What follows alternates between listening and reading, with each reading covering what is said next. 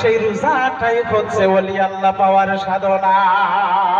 তাই সেই রোজাগুলো আমরা যদি রাখি তাহলে সেই বান্দা বান্দির দিলের ভিতর থেকে দেলটা নরম হইয়া আজকে পবিত্র ঈদুল ফিতরের দিন এই যে নবীর মহব্বতে আপন পীরের মহব্বতে আল্লাহর ভয়ে আমাদের দেলটা নরম হয়ে চোখ দিয়ে পানির ফোঁটাগুলো বের হয়েছে বাবা।